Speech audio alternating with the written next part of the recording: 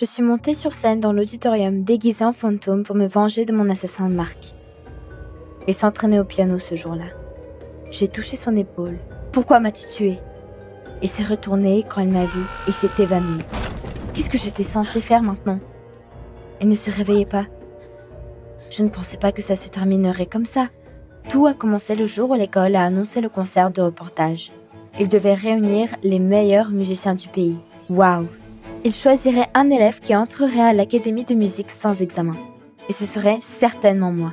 Et je déménagerais enfin de chez mes parents, qui me punissaient même pour un B en solfège. Les seules fois où ils ne m'ont pas crié dessus, c'était pendant mes crises d'allergie aux cacahuètes. J'ai même appris à m'en servir. C'est une façon d'éviter la punition en quelque sorte. Et j'avais toujours quelques noix sur moi, juste au cas où. La voix du professeur de musique m'a distrait. Voici le nouveau Marc, c'est un brillant pianiste. Quoi? Quel Marc? Je me suis retournée et j'ai vu un grand type aux cheveux bouclés devant moi. J'ai fait semblant d'être heureuse de le rencontrer. Puis le professeur a ajouté, Marc se produira au concert de rapport. Et moi? Ce nouveau gars voulait prendre ma place? Puis, le professeur a proposé de tout résoudre honnêtement. Préparer les performances et demain, je choisirai qui jouera au concert. Toute la journée à l'école, je n'ai pas arrêté d'y penser. Qu'est-ce que je dirais à mes parents? Ils allaient m'exploser. Et donc, quand ils sont venus me chercher après l'école, j'ai dit avec hésitation qu'il y avait un nouveau pianiste dans la classe et que demain, le professeur choisirait lequel d'entre nous irait au concert. Mais mes parents ont crié pourquoi un novice me dépassait si facilement. Il me semblait que papa allait me frapper. Mais ce n'est pas ma faute. Il fallait faire quelque chose. Et puis je me suis souvenu que j'avais des cacahuètes dans ma poche, spécialement pour de tels cas. J'ai rapidement avalé la noix et dans la même seconde, mon visage a enflé. Ma mère, paniquée, m'a tiré dehors pour prendre de l'air. Ça a marché. À ce moment-là, Marc passait par le parking. Mince.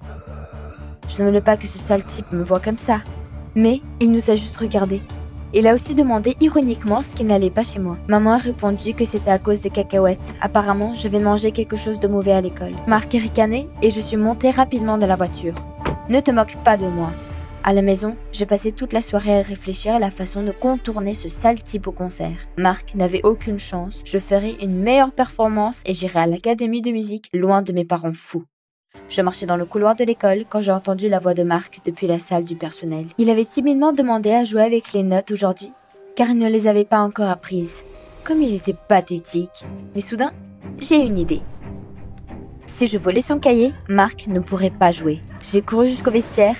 La mallette et le carnet de notes de Marc étaient probablement là. Je me suis glissée dans la loge et j'ai regardé autour de moi. Mais au même moment, des bruits de pas se sont fait entendre derrière la porte. Puis Marc est entré dans le vestiaire. Il m'a regardé avec incrédulité et m'a demandé ce que je faisais là. En serrant les dents, j'ai menti en disant que je voulais lui souhaiter bonne chance. Marc a haussé les épaules et a pris le sac à dos dans son casier. Et à ce moment-là, je l'ai serré dans mes bras. « Marc, ça va marcher !» Et tandis que Marc marmonnait dans la confusion, j'ai habilement sorti les partitions de son sac à dos. Maintenant, admirons ton talent. Je suis rapidement allée au gymnase. Je ne pouvais pas attendre de voir Marc se déshonorer. Il s'est assis au piano et a commencé à chercher son cahier dans son sac à dos. Mais bien sûr, il n'a rien trouvé. C'était hilarant. Puis, Marc s'est levé et a dit qu'il ne pouvait pas jouer ce soir. Il est allé dans les coulisses. Ha! Ai-je gagné si facilement? Ma performance, bien sûr, était sans faille. Le professeur m'a félicité pour ma victoire. La place au concert était à moi. Soudain, Marc m'a appelé en coulisses et m'a dit qu'il avait quelque chose pour moi. Un prix pour le gagnant du combat loyal. Inattendu. Marc m'a immédiatement tendu un grand gâteau à la crème au chocolat. Il a dit qu'il voulait se faire plaisir avec s'il gagnait, mais maintenant, c'était à moi. Le gâteau avait l'air si délicieux que j'en ai immédiatement pris une bouchée, et dans la même seconde, mon visage s'est mis à gonfler. Il y avait des cacahuètes dedans? Comment as-tu pu, Marc? Mes yeux commençaient à s'assombrir. Cela ne m'était jamais arrivé auparavant. Apparemment, il y avait trop de noix dans le gâteau. Mes jambes ont cédé, le professeur a immédiatement couru vers moi. La dernière chose que j'ai entendue, c'est qu'il a dit que si je ne m'améliorais pas, Marc devrait jouer à ma place. Et je me suis évanouie. J'ai repris mes esprits à l'hôpital. Mes parents étaient debout à côté de mon lit, furieux. Ils m'ont grondé pour avoir mangé ce stupide gâteau. Je pouvais oublier mon rêve de pianiste. Lorsque mes parents ont quitté la pièce, des larmes coulaient déjà dans mes yeux. Maintenant, ils ne m'emmèneraient pas à l'académie et je ne quitterais jamais la maison de mes parents. Ma servitude serait éternelle. Je devais d'une manière ou d'une autre forcer cette canaille à abandonner la représentation. J'avais besoin d'informations. J'ai immédiatement pris le téléphone et étudié la page Facebook de Marc. Il publiait souvent des histoires de fantômes effrayantes sur sa page. Donc, il y croyait. Et donc, il avait peur d'eux? Attends, je pourrais essayer de prétendre que je suis morte à l'hôpital après son tour avec le gâteau. Je ferai semblant d'être un fantôme, j'entrerai Marc et je lui dirai que s'il veut vivre, il doit abandonner le spectacle. Je n'ai pas vu d'autre issue, alors je me suis immédiatement précipitée chez les médecins. Je leur ai demandé en larmes de me laisser sortir de l'hôpital. J'avais vraiment besoin de jouer au concert. Le médecin-chef a accepté, malgré le fait que je n'avais toujours pas l'air bien. J'ai promis que je resterais à la maison. Mais je suis immédiatement allée à l'école. Et au premier cours, je me suis faufilée dans les toilettes des hommes. Là, j'ai écrit au rouge à lèvres rouge sur le miroir « Marc, abandonne ». Après ça, je me suis cachée et j'ai attendu que Marc vienne ici. J'ai observé sa réaction, mais Marc s'est contenté de rire. J'avais besoin d'un autre plan. Puis, j'ai décidé que j'allais vraiment lui faire peur. La nuit, je grimperais dans sa maison dans un costume de fantôme et je lui crierais qu'il devait abandonner le concert pour qu'il sache que les fantômes ne rigolent pas. Donc, après l'école, j'ai suivi Marc jusqu'à sa maison. La route semblait interminable. Comme il habitait loin, pas comme moi. En 2 heures, nous avons atteint la partie la plus pauvre de la ville. Marc s'est dirigé vers la maison, qui ressemblait plus à une grange. Est-ce qu'il vivait ici? Je ne pouvais pas le croire. Dès que Marc est rentré chez lui, j'ai jeté un coup d'œil prudent par la fenêtre. Elle était pleine d'enfants en fripe. Et je me plaignais de mes parents. Il semblait que la vie de Marc était encore pire. J'étais tellement impatiente de mieux voir la cabane que je n'ai pas remarqué que je marchais sur une bouteille en plastique. Il y avait un craquement. J'espère qu'ils ne m'ont pas entendu. C'est alors qu'un homme dans la pièce est devenu suspicieux et a dit qu'il avait entendu parler d'un voleur qui était dans la région. C'était le père de Marc. Il a ajouté que maintenant il devait rester debout jusqu'au matin et garder la maison. Je m'imaginais entendre les reproches de mes parents pour le reste de ma vie. Si je n'allais pas à l'académie, un frisson me parcourait l'échine. J'ai donc décidé d'aller directement à la répétition générale. Demain, c'était ma dernière chance.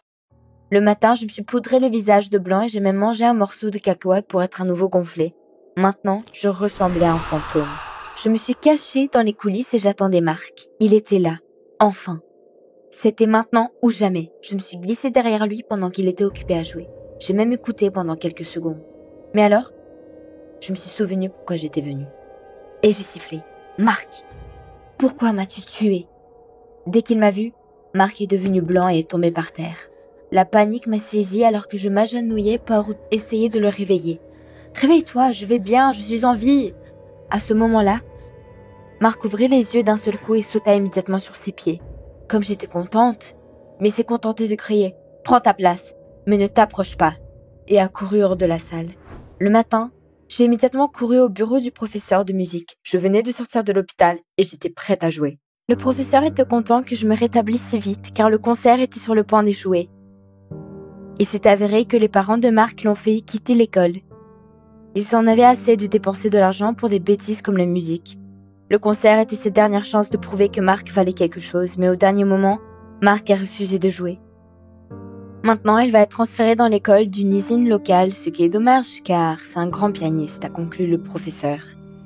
Soudain, je me suis sentie très honteuse. Marc était un grand joueur, même meilleur que moi. Mais qu'est-ce que je pouvais faire maintenant? C'était 2 heures avant le concert et j'ai rapidement couru à la maison de Marc. J'ai frappé, mais personne n'a répondu pendant un long moment. Finalement, Marc est apparu dans l'embrasure de la porte. Il m'a regardé avec surprise. « Qu'est-ce que tu fais ici ?» J'ai attrapé son bras et je l'ai tiré. « Le concert est aujourd'hui, tu dois jouer à ma place. » Mais Marc résistait et ne voulait pas y aller. Alors j'ai lâché. Je suis désolée, je ne savais pas que ce concert était si important pour toi et pourtant, dans un combat loyal, tu as quand même gagné. 1 heure plus tard, Marc et moi étions dans les coulisses, attendant mon tour de sortir. Marc m'a demandé anxieusement si j'étais sûre de ne pas vouloir le faire. J'ai hoché la tête et j'ai silencieusement poussé Marc sur la scène. J'ai regardé depuis les coulisses. Marc jouait magnifiquement, comme s'il était préparé à cette performance toute sa vie. Quand il a terminé, le public a applaudi à tout rompre. On lui a immédiatement offert une place à l'académie. Mon cœur a fait un bond. Je voulais aller à l'académie depuis si longtemps. Mais Marc le méritait. Et puis quelqu'un m'a appelé, c'était notre professeur de musique. Elle s'est approchée et m'a modestement tendu une feuille de papier. Qu'est-ce que c'est? Je regardais attentivement. C'était une invitation à étudier à l'académie. Mais comment cela était-il possible? Le professeur m'a répondu qu'elle m'avait toujours considérée comme sa meilleure élève, alors il a demandé des places dans l'académie pour nous deux. Des larmes de joie ont rempli mes yeux. Maintenant, j'allais à l'académie avec Marc. Je n'arrivais pas à y croire. J'essayais de trouver des plans insidieux, et s'est avéré que l'essentiel était de toujours rester humain. Et la vie remettrait tout à sa place. Je regardais Marc et j'ai suggéré que nous célébrions notre victoire avec quelque chose de sucré. « Mais pas de cacahuètes », m'a-t-il répondu en souriant. Vous avez aimé la vidéo? Abonnez-vous et mettez un like. Merci.